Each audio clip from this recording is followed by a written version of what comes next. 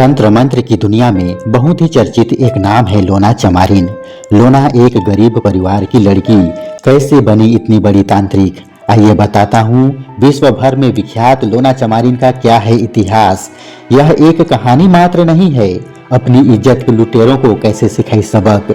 11 ठाकुरों के परिवार को अबला लोना चमारिन कैसे उतारी मौत के घाट। पंजाब के अमृत शहर के छोटा सा चमारी गांव में एक चमार जाति का छोटा परिवार रहता था। उस चमार परिवार में एक बहुत सुंदर लड़की का जन्म हुआ। इतना सुंदर थी कि बालपन से ही सभी मोहित थे। उसकी सुंदरता के साथ उस लड़की का नाम पड़ा लोना। लोना बहुत सुंदर थी, लेकिन गरीब घर में सुंदरता वरदान नहीं, अभिशाप होती है। लोना के लिए सुंदरता अभिशाप ही बन गई थी। जैसे जैसे वह बड़ी होती जा रही थी, गांव के लोगों की नजरें उस पर गलत रूप से पड़ने लगी। लोना के माता पिता सहित 2 भाई थे। एक भाई का नाम था इलय, दूसरे का नाम था गेंदा। ये दोनों भाई अपनी बहन लोना के प्रति गांव वालों की बिगड़ती नजर को लेकर बहुत चिंतित रहा करते थे। गांव वालों से लोना की आबरू बचाने के लिए बालपन में ही विवाह करा दिया गया। गांव में कुछ सालों रही, फिर गौना के साथ अपने पति घर चली गई। लोना का विवाह सफल नहीं रहा। ससुराल में कलह होने लगा। लोना का अपने पति से झगड़ा हुआ, वापस अपने मायके चली आई। अब लोना लगभग 12-14 साल की युवती हो गई थी। विवाहिता तो थी, लेकिन पति को छोड़कर अपने गांव में रह रही थी। एक तथाकथित छोटी जाति की थी, गरीब में पल बढ़ रही थी। यौवन भी थोड़ा आ चुका था। ऐसे में गांव वालों की नज़र खराब हो जाए तो उस समय के हिसाब से कोई संदेह वाली बात नहीं है। और हुआ भी वही। उस चमारी गांव के लोगों ने लोना के ऊपर अपनी अपनी गंदी नज़र डालना शुरू कर दिया। उसी गांव में एक दबंग 11 ठाकुरों का परिवार रहता था। जिस परिवार में 11 पुरुष थे, इसलिए वह 11 ठाकुरों का परिवार कहा जाता था। उसी 11 ठाकुर खानदान से एक ठाकुर लोना के साथ शारीरिक संबंध स्थापित करने का निमंत्रण दिया, लेकिन लोना ने इनकार कर दी। लोना के मना करने से क्रोधित ठाकुर का पारा 7वें आसमान पर पहुंच गया कि हमें यह लड़की मना कैसे कर सकती है। बात ठाकुर घराने की इज्जत की थी। फिर ठाकुर खानदान के सभी लोगों ने बारी बारी से उस लड़की को अपने दरवाजे पर नंगा कर बलात्कार किया। लोना अभी अधयुवा ही थी। अभी उसका यौवन पूरी तरह परिपक्व भी नहीं था। तभी उसके साथ इतनी बड़ी दरिंदगी भरी घटना घट गई। तब न ही कोई कोर्ट या सुप्रीम कोर्ट था, न संविधान, न ही राजा के पास ऐसी घटनाओं की सुनवाई के लिए समय। उस समय ज्यादातर राजा महाराजा भी तो छोटी जातियों की लड़की औरतों का शोषण ही करते थे। राजा ऐसी मामलों की सुनवाई करता भी था तो जीत बड़ी जातियों की ही होती थी। लोना की दुर्दशा पर पूरा गांव हंसता रहा। किसी ने उन 11 ठाकुरों के तरफ उंगली उठाने की सोच भी नहीं रखी। युवा अवस्था का जोश ऐसा होता है कि आदमी कुछ भी कर गुजरता है। लोना चाहती थी कि अपने ऊपर हुए अत्याचार का बदला लेना, लेकिन लोना के सामने बदला लेने का कोई रास्ता दिख नहीं रहा था। तभी लोना दिल्ली की योगिनियों के बारे में सुनी।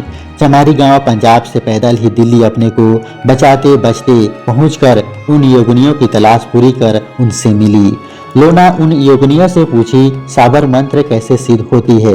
मुझे भी साबर मंत्रों को सिद्ध कर योगिनी बनना है। इतनी कम उम्र में यह लड़की इतना कठिन साधना की बात कर रही है।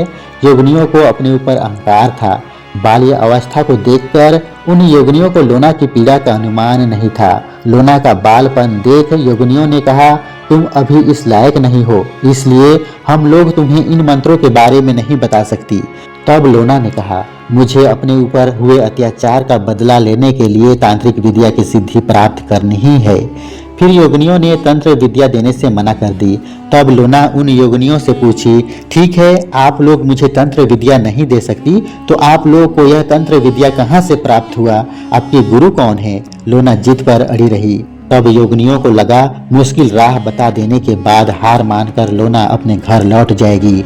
लोना के पास हारने के लिए बचा भी कुछ नहीं था। उन योगिनियों ने बताया, यहाँ से बहुत दूर असम राज्य के कामरूप जिले में ब्रह्मपुत्र नदी तट पर स्थित नीलांचल पर्वत पर योनि रूपा कामाख्या शक्तिपीठ है। वहीं से तंत्र विद्या की प्राप्ति होती है। हम सब वहीं से तंत्र विद्या सीखे और तांत्रिक बने। तुम अभी नादान हो, वहां तक पहुंच नहीं सकती, अपने घर लौट जाओ। लोना के मन में बदले की आग धधक रही थी। वहीं से लोना असम कामाख्या शक्तिपीठ के लिए निकल पड़ी। लोना का एक ही जिद था, बदला। अपने ऊपर हुए अत्याचार, 11 ठाकुरों द्वारा सामूहिक बलात्कार का बदला। बलात्कारियों से बदला लेने का कोई और मार्ग था भी नहीं और अपनी प्रतिज्ञा पूरी करने के लिए किसी भी तरह अब असम जाना ही था। दिल्ली से पैदल उत्तर प्रदेश, बिहार, बंगाल राज्य होते हुए आखिर लोना असम राज्य के कामाख्या शक्तिपीठ पर पहुंच ही गई। दुश्वार दुर्गम रास्ता, अलग अलग जगहों की अलग अलग बोली भाषा, रहन सहन सबका अनुभव करते, अपने को बचाते हुए जंगल झाड़ नदी नाले पार करते, कभी कभी भूख प्यास से व्याकुल रहते, पैरों में पड़े छालों की पीड़ा सहते, थकान को नज़रअंदाज करते, तमाम कठिनाइयों को पार करते, अपनी जद्दोजहद रास्ते की कठिन परीक्षा देते लोना कामरूप कामाख्या शक्तिपीठ पहुंच एक योग्य गुरु की तलाश प्रारंभ कर दी। अंततः लोना की मुलाकात नाथ पंथ के एक योगी इस्माइल जोगी से हुई। इस्माइल जोगी सूफी व नाथ पंथ के मेल जोल से बने जोगी थे। वे साबर मंत्र में अच्छी सिद्धियां प्राप्त कर चुके थे। जब लोना इस्माइल से मिली तो इस्माइल जोगी लोना के सुंदर रूप पर मोहित हो गए। योगियों में पंचकर्म की पद्धति पहले से ही चली आ रही थी, यानी साधना के दौरान निद्रा, मदमास, मैथुन, दुराचार आदि से परहेज नहीं करते, तब भी साबर मंत्रों की सिद्धियां प्राप्त हो जाती थी। इस्माइल अपने साथ मैथुन के लिए लोना पर आसक्त हो गए। लोना के पास अपने गुरु को गुरु दक्षिणा में इसके अलावा कुछ और देने के लिए था ही क्या। लोना तंत्र विद्या प्राप्ति के लिए अपने गुरु इस्माइल जोगी को अपना शरीर मैथुन के लिए सौंप दी। इस्माइल जोगी लोना के शरीर का भोग करते तंत्र विद्या देना प्रारंभ किया। इस्माइल जोगी बहुत बड़े सिद्धि तांत्रिक थे, लेकिन उनके पास कोई ऐसा मोटिवेशन नहीं था जिससे वे तंत्र साधना में उस गति को प्राप्त कर सके जिस गति को लोना अपने गुरु को गुरु दक्षिणा में यौन सुख से तृप्त कर धीरे धीरे संपूर्ण तंत्र विद्या प्राप्त कर ली। गुरु गुड़ ही रह गया, चेलिन चीनी हो गई। लोना चमारिन अपने गुरु इस्माइल जोगी से अधिक तांत्रिक सिद्ध हो गई।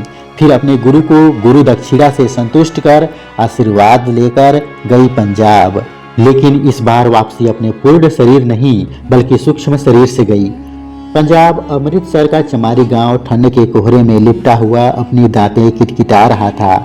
सुबह के लगभग 5 बजने वाला था। कुहासे की मोटी चादर थी और अंधकार सर्वत्र व्याप्त था। ऐसे में उस गांव के 11 ठाकुरों के खानदान का वो बेटा जो पहले लोना के साथ बलात्कार किया था, अपने कमरे में चारपाई पर सोया अपनी नींद पूरी कर रहा था। नींद में ही अचानक उसे एहसास हुआ कमरे में कोई है। उसने करवटें बदली, फिर सोचा कोई नहीं, बस भ्रम है। आंखें मूंद झपकी लेते सोना चाहा, फिर ऐसा लगा जरूर कोई है। तब अपने रजाई में से अपनी गर्दन बाहर किया और सामने जो देखा देखकर भय के मारे उसकी आंखें खुली की खुली रह गई। दांतें किटकिटाने वाली ठंड में उसके शरीर पसीने से लथपथ होने लगी।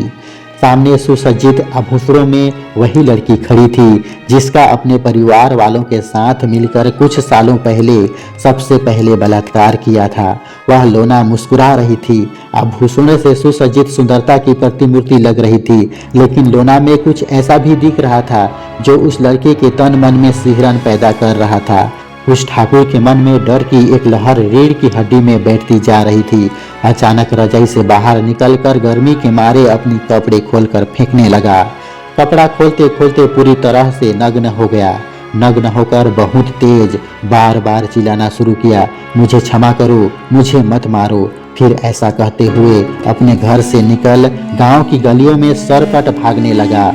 पंजाब का वो चमारी गांव कृषि प्रधान था। भले ही जाड़े की वह प्रातः काल का समय था, लेकिन लोग अपने अपने घरों में जग चुके थे और अपने कार्य में लग रहे थे। जैसे ही चिल्लाने की आवाज उस गांव की गलियों में भागते हुए गूंजने लगी थी, लोग उसकी आवाज सुनकर अपनी अपनी घरों से निकल उसके पीछे पीछे दौड़ने लगे थे। वह ठाकुर बेतहाशा दौड़ता जा रहा था और चिल्ला रहा था, मुझे माफ कर दो, मुझे मत मारो। भागते भागते गांव के बाहर एक मैदान में जा खड़ा हो गया, जहां गांव के लोगों की भीड़ उसके पीछे पीछे उमड़ पड़ी। फिर चिल्लाना शुरू किया, मुझे माफ कर दो, मुझे मत मारो, मुझसे हुई गलतियों को क्षमा कर दो। लोगों को कुछ समझ नहीं आ रहा था, क्योंकि वहां ठाकुर के पास कोई किसी को दिखाई नहीं दे रही थी।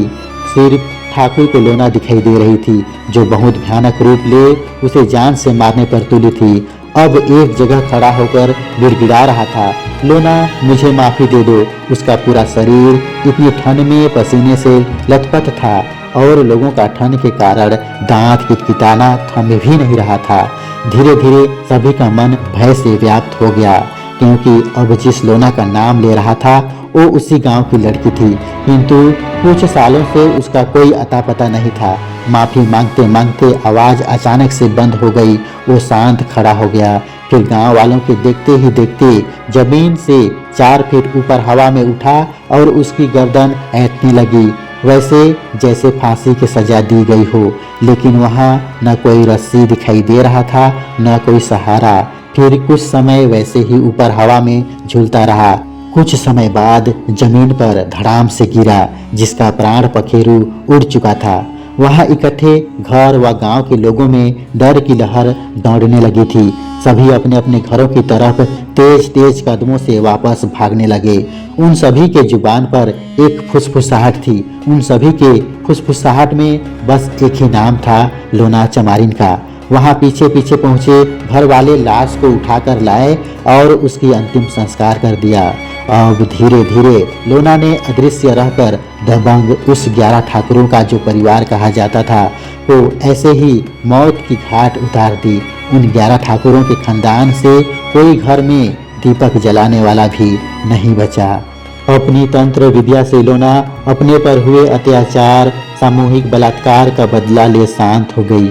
11 ठाकुरों के खानदान को मारकर अपनी प्रतिशोध पूरी कर ली। उसके बाद लोना बहुत सारे साबर मंत्रों की रचना की, जिसे अपने नामों से बांध दी। आज भी लोना चमारिन के नाम से वे साबर मंत्र आसानी से सिद्ध हो जाते हैं। गांव में तांत्रिक ज़्यादातर भूत प्रेत भगाने के लिए उनके मंत्रों का इस्तेमाल करते हैं।